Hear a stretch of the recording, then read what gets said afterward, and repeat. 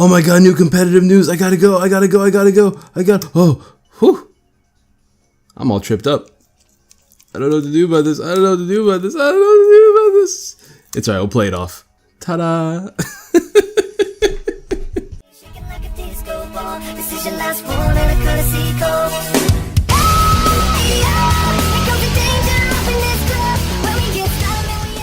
Hey guys, welcome back. Orbomb here, bringing you all sorts of our brand new competitive content. Now we'll be talking about all the changes that have surfaced since the Sun and Moon demo, and there's all sorts of different changes that we have to talk about. One of them beforehand, things to deal with Ash Greninja, Mega Kangaskhan, new attacks as you can see on screen. We're probably going to talk about that first.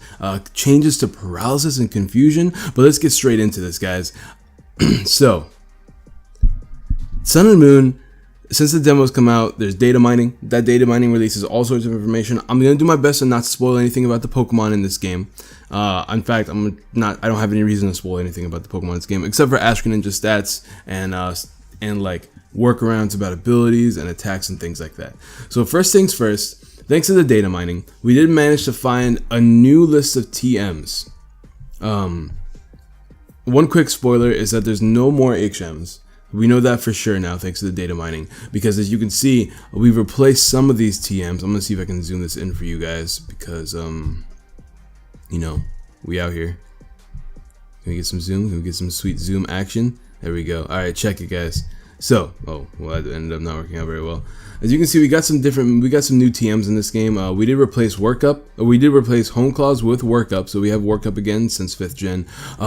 One big thing that I want to talk about is Leech Life, but we'll come back to that. We do have some new attacks. Incinerate's being replaced with 693, which is a brand new attack we don't know about yet. Retaliate being replaced, Flash being replaced. Fly is replacing Struggle Bug, Surf is replacing Rock Smash, Waterfall is replacing Power Up Punch. So yeah, we have all sorts of new TMs here, but let's talk about Leech Life, alright? This is going to be the first thing that doesn't have any confirmation. Everything else I'm talking about will have a lot of really solid confirmation about it, but the fact that Leech Life is a TM now speaks huge about the move, because I don't know about you guys, but there's not a lot of TMs that I've ever heard of that are based, what's TM base power 15? I mean Leech Life's base power 15. That kind of has a nice implications that their Leech Life is going to have a nice boost in damage.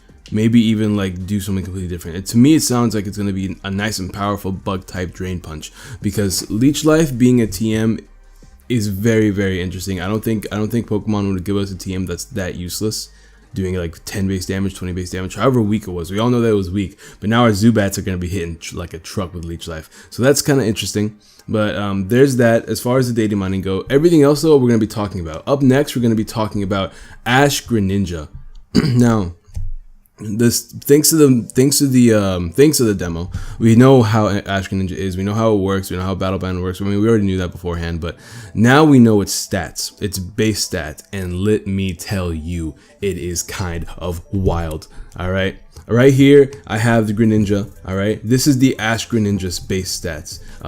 Base 145 attack now, 153 special attack, and 132 speed. That is a 100-point increase. That is a mega level Pokemon. This mega level Pokemon has had 40 base increase in attack, 50 base increase in special attack, and 10 base increase in speed. Now there is one issue.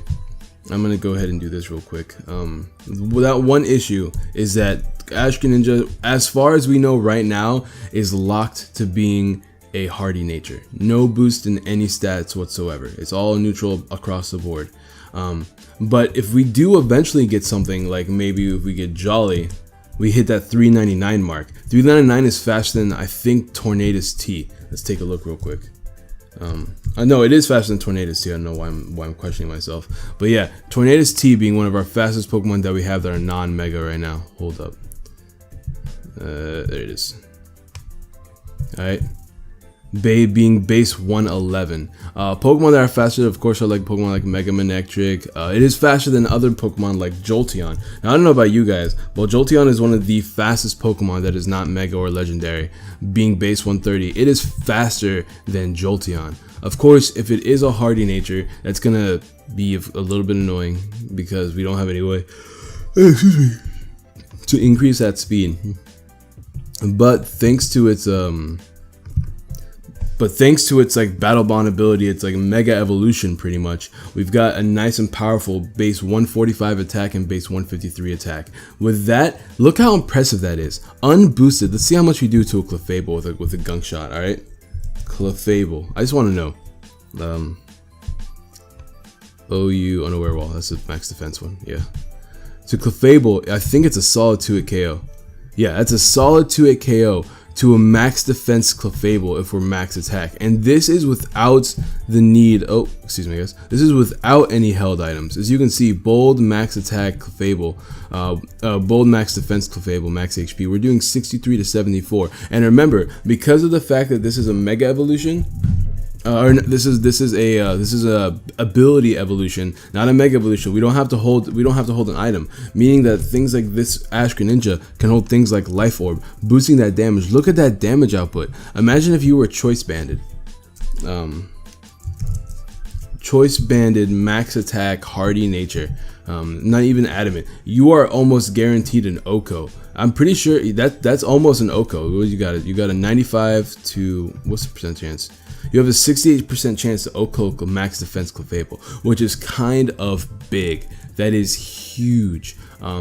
That's without abilities like Protean. As you can see, I don't have an ability on here because there's no Battle Bond obviously to pick from. This is without Protean. This is choice banded. If you have Life Orb, you're already doing, I think, max of 90%, which is also really, really big. Now, of course, Ash Greninja is a water dark type, so I do have a moveset right here, just like, you know, some damaging moves that we can take a look at. Ice Beam, Hydro, Gunk Shot, Hydro Pump, and Dark Pulse. Now, let's go ahead and say that we're Life Orb, and we don't have max attack, and instead we're max special attack, alright? Let's take a look at that damage output. That Gunk Shot is a 2-hit KO. Easy 2-hit KO to a defensive Clefable. Now, there is the whole question of like, is Greninja going to get Gunk Shot in Sun and Moon? We don't know how the move tutors are going to work because Gunk Shot was a move tutor move that was given to Greninja. But you know, chances are I'll most likely get it, so I think that's kind of nice. Hydro Pump is doing this much to max defense for special attack. Dark Pulse is doing some big damage. What else is like really bulky? And let's check. What are some things? I'm kind of interested in Amoonguss. How much will Amoonguss take from Ice Beam? That's what I want to know. Amoonguss takes 71 to 85 from Ice Beam, and that is the standard spread with a little bit of SPDF. You can run HP Fire. I mean, this Pokemon's kind of cool. It's kind of busted, although in my opinion, I don't know if it's going to be absolutely broken if it stays a hardy nature. I feel like there's definitely I definitely do feel like there's a lot of merit in running this Pokemon. But Protean, I just feel like it's still better, and Ubers and things like that. It's like just better because of its ability. But this thing has some massive damage output. If it gets the moves that it gets last gen, thanks to move tutors and stuff like that, we're gonna be in a world of trouble with Ash Greninja. But that's interesting to me. I really like Ash Greninja. I think it's really cool how they just made an offensive monster with that much speed. So hopefully we'll get more Battle Bond Ash Greninjas. That way we can have other natures besides Hardy. And yeah, there's Ash Greninja. Up next is actually, oh, I don't know why this is happening. This is actually the Japanese trailer. I'm only gonna play a little bit of it. I'm gonna play it really slow. But as you can see, we're talking about Mega Kangaskhan right now, because Mega Kangaskhan got a nice and powerful nerf. That's not speed. Where's the speed? I forget how speed works. Here it is. Mega Kangaskhan has gotten its Battle Bond nerfed to where it now. Why is it moving at like regular speed? Did I like slow it down at all? Oh, I didn't. Oh, that's my bad. First of all, Aura Sphere animation. That's for me. Look how beautiful that is, yo. Ah, that's powerful. That's my boy Mega Lucario. But anyways, here's Mega Kangaskhan. Check it. Look at the damage output. As you guys know, Principal used to be, the second attack used to be always 1.5, but look how much damage that did the second time, alright? That did nothing. That's a huge implication that Battle Bond is going to be nerfed in Sun and Moon to being only one, is only going to be, the second attack will only be a quarter of the damage that you did beforehand. So that's interesting. I don't think it makes Mega Kangaskhan any less broken, because Mega Kangaskhan was broken due to its ability to attack twice and get like double boost from things like Power Punch, double Swords Dance, things like that. Double chances for Body Slam Paras, double edge hitting like a truck. Like, just hitting that second time is always destructive. Like double Drain Punch healing, it doesn't matter how much damage that second one does, to an extent. So I feel like Mega Kangaskhan getting that nerf is really nice, and but I don't think it's gonna exactly warrant it to be less busted than it already is. But we'll probably get it whenever the OU whenever we come out with Sun and Moon. You guys know how it is. Whenever Sun and Moon comes out, we always do a bunch of ban Pokemon back into OU to test it for like a couple weeks before we ban it, inevitably, like Genesect every single year. But that's that. Excuse me, guys. Up next, we're going to talk about paralysis. Now, this is shout out to this guy, Pokemon PhD. This is from the data hack. They went into the information. So Thunderwave now has only 90% accurate. All right, it's only 90% accurate, which is also massive. I'm assuming they did this for VGC because, as you guys know, Confusion and Paralysis, we'll talk about both. We'll talk about Confusion later, but we're going to talk about Paralysis right now, are both really huge in VGC. They can sometimes make the person who's undeserving to win due to luck in their favor. They're kind of minimizing. It seems like they're doing their best to like control, or at least like lessen hacks in this game. To an extent, I guess you can say like missing Thunderwave is hacks in itself.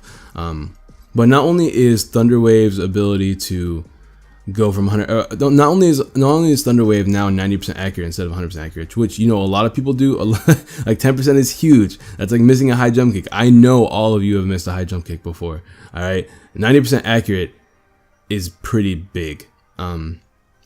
But not only is that a thing, but now paralysis has been nerfed to where instead of having your speed lowered by 25 into 1/4, so now instead of having 25% of your maximum speed after you get paralyzed, you are now gonna have 50% of your speed when you get paralyzed, and that's big in itself. And I'm gonna go ahead and show you guys why it is right now. I'm gonna go ahead and go back here. I'm just to explain it. All right.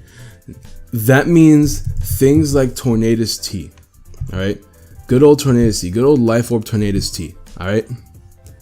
Amoonguss, or let's do Clefable, all right? Clefable, the notorious Thunderwave user. Check it. It has 156 speed, all right? If you paralyze Tornadus, and I'm gonna do the calculations right now. Let's just go to Google Calculator. Google Calculator. If we go ahead and do the calculations right now, here it is. Okay, so 375 divided by, it's not 2, divided by 2 now equals 187.5. That 187.5 is faster than a Clefable. Much faster than a Clefable. That means Tornadus T, instead of having a quarter of the speed, so let's go ahead, I forgot, let me see, 375, oops, 37, what is going on, where's my clear button, there it is, 375 divided by 4. Instead of him having 93.75 speed, he now has enough speed to outspeed a Clefable by quite a large margin. As you can see, you're gonna need a very hefty amount of speed to outspeed a Tornadus after it being paralyzed, which is really, really big for competitive. That means things like Keldeo will now be able to outspeed a Clefable after paralysis. As you can see, I think so at least. Yeah, it should be able to outspeed. Yeah, definitely outspeed. Check it out. 3. Oops. God, stop it. I hate this calculator. I wish I had like a calculator app. Okay. All right. Come on. 346 divided by 2. As you can see. Oh my God. 173, still faster than a Clefable, which is really big. Makes speed control a lot harder to work around, and it means that like you can't just go around running min speed Pokemon to outspeed things when you paralyze them. Really nice for competitive. Really excited for Thunder Wave. As you guys already know, I think Thunder Wave is one of the most busted attacks in the game. Every Pokemon gets it, and it can legitimately change a game from you winning to you losing. All because of para hacks. Unfortunately, they did not nerf para hacks, which is what everybody was hoping would happen, because speed is never really the quote-unquote issue, but it is nice for us to still be fast whenever we're paralyzed. So quote-unquote fast, you know, faster than like these really bulky walls that usually we're not faster than. So that's new. That's really exciting for Pokemon. And then last and not least, I'm gonna leave all these pages in the chat. This is actually really interesting because there has been any confirmation, like similar confirmation to this here, but this, we had these people here working through confusion. All right, they hacked the game. These are the people that are hacking the game. They made both of these picky pecks go back and forth using confusion. I'm actually gonna mute this, and hopefully it'll play. And I might not have internet, apparently. I'm gonna actually refresh the page. Maybe that might help. Yeah, I do have internet. All right, but like, they both had these picky pecks going for confusion non-stop towards each other, and they did this for 2 hours, and people are still working on this. But from the way it is looking like at right now, and as you can see, is like obviously you can translate this if you want. I am going to leave the page down below, the page to all this information down below, so you guys can check it out yourselves. But it looks like confusion has been nerfed from a 1 in 2 chance to a 1 in 3 chance of actually happening. I have no idea why this is not playing. I think it got taken down. So that means these people have been working back and forth, counting the amount of times that they hit themselves in confusion. Yeah, it looks like it got taken down. And like mathematically, it seems that they're only hitting themselves 1 in 3 chances. Another huge thing for competitive, as you guys already know, Swagger is massive in TCG. People literally turn games around thanks to Swagger. So without the ability to hurt yourself in confusion like this, or at least minimize it, it makes confusion a lot less scary. A lot of people don't even realize like how big confusion is. Everybody thinks of it like paralysis, because in paralysis, I believe you have a 1 in 4 chance of being fully paralyzed, if I'm correct. But everyone thought it was the same for confusion, and that's why everybody was always confused as to why Swagger got banned, or why like I choose to ban things like Swagger out of league format, because I feel like it's busted and things like that. I actually had a conversation with another league member or another league creator about banning Swagger, and I was telling him that it's super busted. Why would you make a game literally a coin flip when you should win the game because of Swagger? All right, so Swagger, or now confusion was 50% chance. Now it's a 1 in 3. Now obviously Scald Burns happen. Scald Burns also 1 in 3 chance. So it's really similar to that, but the fact that it's been lessened means that Nintendo is, to me, it kind of shows that Nintendo cares, you know, that they want to make this quote-unquote competitive game quote-unquote more competitive. So that's the news that have come out right now. Obviously I'm going to leave the links to like the data mining video right here talking about that's not it. This one right here talking about the moves and stuff like that. There is spoilers in there if you care about spoilers. So I wouldn't watch this video if you don't want to hear any spoilers. This is obviously just a Sun and Moon trailer back in the day, and I'm gonna leave links to these people below. You guys can go ahead and translate the page if you want to. I can't be bothered right now. But yeah, that's all the information below. That's all the information I have so far talking about some mechanical changes in Sun and Moon. To me, that's some of the most exciting part about Sun and Moon, is seeing all the changes they make with mechanics. Like XY, whenever they buff knockoff, nerf steel types, that stuff blew my mind, and I cannot wait to see what Sun and Moon has to offer for us for this generation. Thank you guys so much for watching. Be sure to drop a like, subscribe, share, all that good jazz, and I'll see you guys next time. Peace.